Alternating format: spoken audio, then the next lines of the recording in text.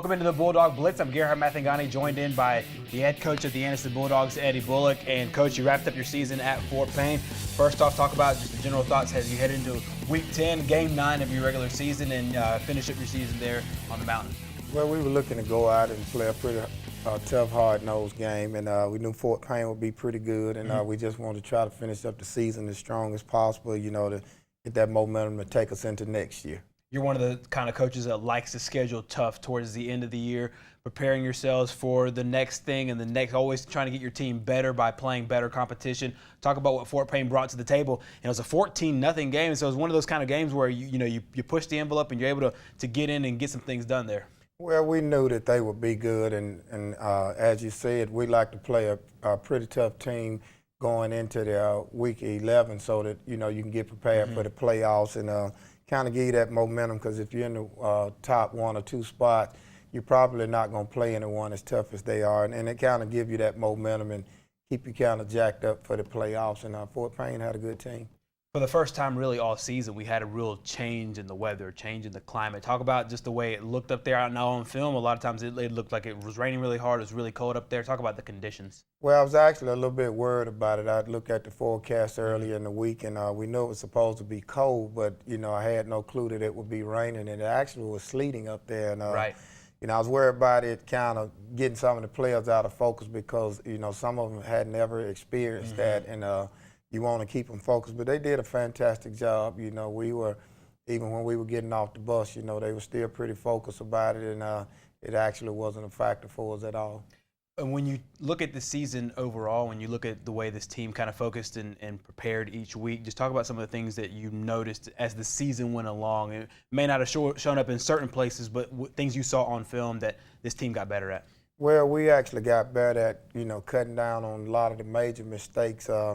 We still made mistakes, but earlier in the season, those mistakes would cost us touchdowns. Right, and, right. Toward the end, we still made mistakes, but we were able to control the point differential and actually would give ourselves a chance in the game. And I was glad of that because we made improvement earlier during the season. We would make those mistakes, and basically the game would be decided in the first, second quarter. But these particular games toward the end, we always had a chance. We just still didn't quite get over the hump, and that was one of the greatest improvements that we made.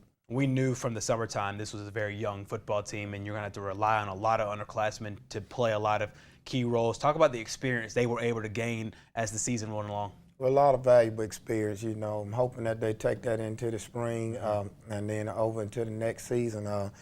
But, we was just in a situation where we had to kind of throw some young players under the gun. And, they did pretty well, but they made some of the mistakes that you expect a young team to make. And, you just learn from it and try to do better next season. When you assess the offensive line, that's one of the key points that you had said going into the season. Talk about just the way they improved. It seemed like they got better, really, as the year went along. The offensive line was actually the strongest part of our team, overall as a unit. When we played in the spring against Glencoe, basically they just didn't know who to block. We had 5 guys on the offensive line, and all of them were new. Right. And, we vowed when we went into the season that we would make that better. We were not going to let the offensive line be the reason why we would lose games, and they actually stepped up to the challenge, and they got better. You mentioned playing Glencoe in the spring. You played them in the spring. Right. We see where they are now, undefeated and going to compete for a 3A championship.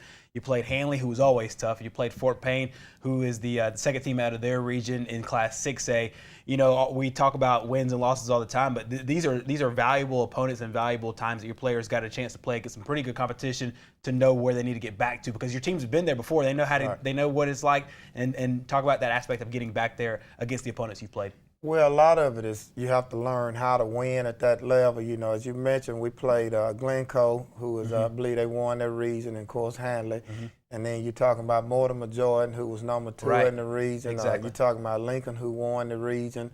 And we just have to learn, when you got a young team, and plus you moved up to 5A. Right. It's a big difference between playing 5A football and 4A football. You just got to learn to win, So, we could hardly find breaks in there to kind of lean on.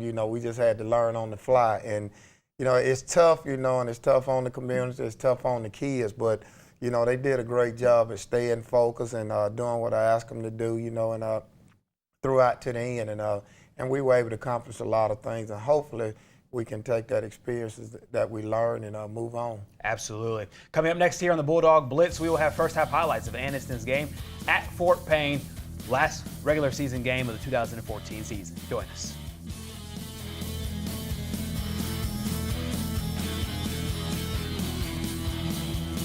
We're back on the Bulldog Blitz. First half highlights of Anniston's game at Fort Payne. Coach, you knew the kind of team that you were playing up against, a physical team like to run the football. Talk about some of the things you saw early on. Well, they did what we expected them to do. You know, they started out running the football, and we were actually able to contain it pretty well. Coach Ellis and I, we coached in the All-Star game together a couple of years ago, and you know, I pretty much knew what he was going to run, and there was no difference in what he did. He came out and he basically started off in the eye, and you know, we were able to control that, and he shifted very quickly to a power set, and when he shifted to the power set, he kind of caught us off balance a little bit. And being young again, we couldn't make the adjustment as quickly as we wanted to, so we kind of traded field position. And right here you can see we actually had a punt that was snapped over the punter's head, and I think he kind of jumped a little bit early, but again, that's one of my players. That's his first year ever playing football.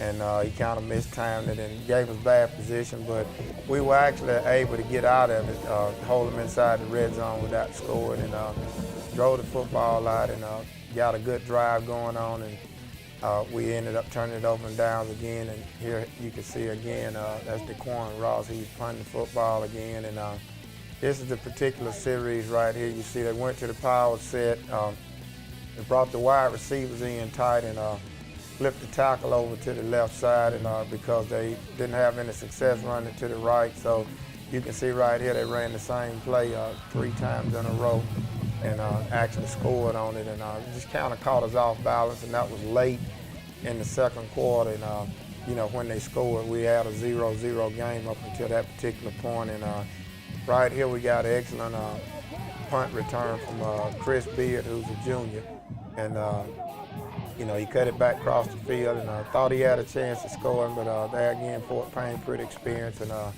guys stayed in their lanes, and were able to reel him in there. And right here was a play before, right before the halftime, we came in, and we told him I had to work the short game, and he hit the Monte Miller on a quick hitch route, and we had a couple more plays there, and then we had to, ended up punting the football. And right here you see Dash Sturkey on the left side. You know, they pretty much ran away from him.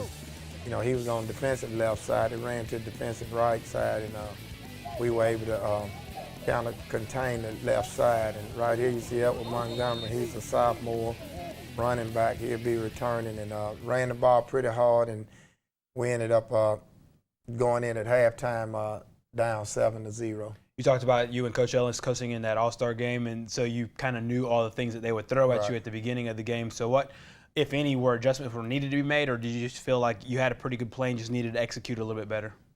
I pretty much had a beat on what he does. When we coached in the All-Star game together, I was fortunate enough to be on the offensive side with him, and he based out of the eye, which I'm very familiar with the eye. Right. And then if that's not working, he typically goes to a power set. You know, he'll bring the receivers in, go double tight with a wing back, and he did exactly what I thought he was going to do. And it just caught us off balance on the, like I said, the defensive right side. It caught us off balance because we had a 9th grade tackle over there, and we also had a 10th grade linebacker that was on that side. And they wasn't recognizing that it was basically an unbalanced formation, and you have to shift over a man. And they were able to get us on 3 consecutive plays, and got big gainers on it and punched it in. And it's just something you have to try to catch, you know, and coach them up on it. Right. Talk about from the offensive side, you wanted to be able to run the football as well as always, and you know got to play a lot of plays for Edward Montgomery for your sophomore running back. Well, we had Edward Montgomery, we had L.J. Hurd, he's a sophomore running back. They pretty much took most of the reps, and the biggest adjustment we had to make offensively was a sophomore center. We have Omar Williams, who's in the 10th grade, And he was a little bit shaken because Fort Payne, if you noticed earlier, they were doing a lot of shift, and the Mike linebacker would tell them shift, and once they shift, he would say go. Well, go was one of our cadence, and when he heard go, he would snap the football, and we would be off balance, so we had to kind of settle him down a little bit. Absolutely, and they do settle down a lot in the third and fourth quarter and finish up this ball game 14-0. You'll see that coming up next year on the Bulldog Blitz, but first, the final performance from the band. They've been great all season. They were great Friday night. Take a listen.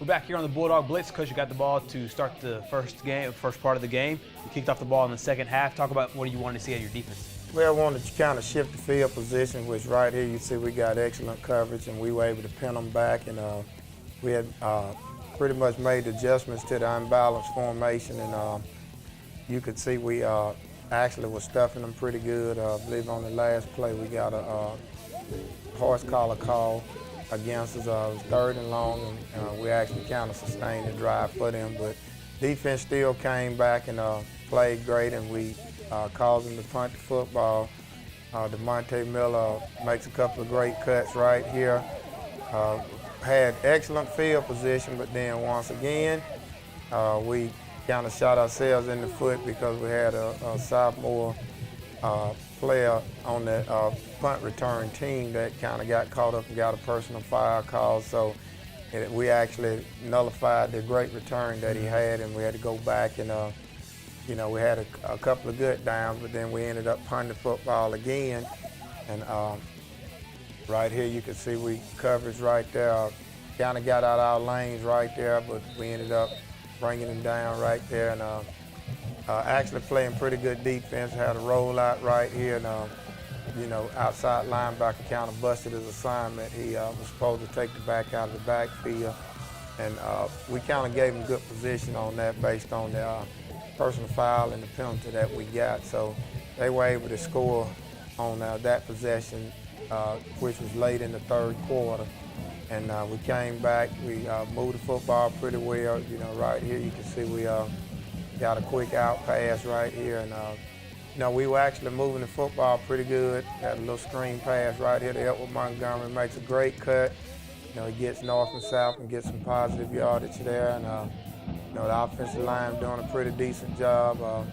They kind of flushed the offense out of the pocket, and right there you can see DeMonte Miller makes another great catch. They sort of end the quarter, and right here we went to the zone read, kind of caught them off balance. Edward Montgomery made a great run, and right there we ran a little reverse right there and kind of put DeMonte Miller in space right there with the outside linebacker, and he made a miss, and got great yardage out of that. And as you can see, we're moving the football right here. We call a zone read right here, and we actually snapped the football into the running back, and it killed the drive. We ended up fumbling the football, and right here we thought we had a fumble. We made a tackle right here, and high school don't have the luxury of instant replay, but as you can see, the football was out, and we thought we had regained the fumble back, but we called it sudden change, and we had to go back and just play defense. So we went back in and actually kind of stuffed them a little bit, and actually we got in the red zone about 3 times, and we weren't able to punch it in. 14-0 was your final score there. It seemed like, especially in the third quarter, when you're able to move the ball as well as you did, talk about just the execution that went into that. Well, it's another situation similar to the Alexander game. We actually outrushed them and we outpassed them, but we just had less points on the scoreboard again. We were able to move the football like we wanted to and spread them out, but we just couldn't capitalize when we got in the red zone. Talk about Fort Payne's size. Talk about Fort Payne's. We talked about their scheme, but talk about what they present as far as their physicality. Well, they had some pretty big guys on the offensive line. We knew that we were going to have to use quickness against them, but one thing about our team was once we got deeper into the game, our endurance started taking over, and it was harder for them to block us. They were trapping earlier, and we had a sophomore in at defensive tackle, right. and we had him using his quickness coming down, and he was spilling the trap to the outside, and we were able to stuff it and actually keep pretty good field position on him. Talk about the pride you have seeing as a coach. The players continue to play hard no matter what throughout the situations. Well, it's all about pride. When you losing and, the players go back to school and they go back to the community, of course, football is result-oriented, and they're right. going to hear a lot of negative things. And, it's just it's a task to get them up every week, but I pride these guys because they actually listen. And, it was not a problem to get them to, come to practice and to do the things that we need to do, because, it can be stressful on the players and the coaches, when you're a 2-win team, and you lost a lot of close games and you just can't get over that hump. But, my hat's off to those guys because they came to practice and they still played hard and did what we needed them to do despite all the adversity that we went through. We talk about the close games, and there were so many games where you're in the red zone, and right. A couple plays even in the especially the Springville game and other games. When you look back at those games at all, do you you want to change some things up? Do you want to learn from those things? Like, what's the outlook you deal with them, or is a loss a loss? The losses, are they all the same basically? Well, it's really not a lot you can change. You look back at the Springville game. You're talking a 1-point loss, lack of execution, and quarterback who's your kicker leg hurt. That could have easily been a 2-point conversion. That's a win. You look at the Moody game. We were actually leading with 6 minutes left to go in the game. Right. Gave up 2 touchdowns in less than 2 minutes.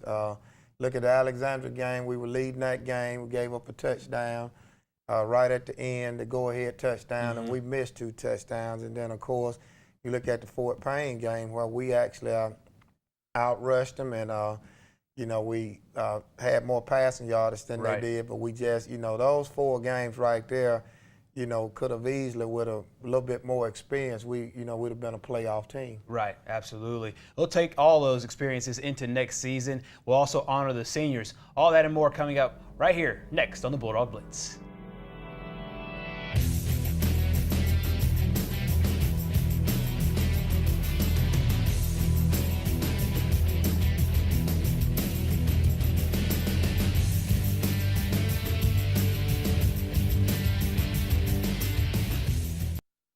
And we're back on the Bulldog Blitz. This is usually a segment where we talk about what's coming up ahead, and Coach, the 2015 season is coming up ahead. But first, we want to honor the 2015 graduating class. It's a good group of seniors that you have. Not a ton of them play, but a lot of them got a chance to experience what it was like to be an Anniston Bulldog football player.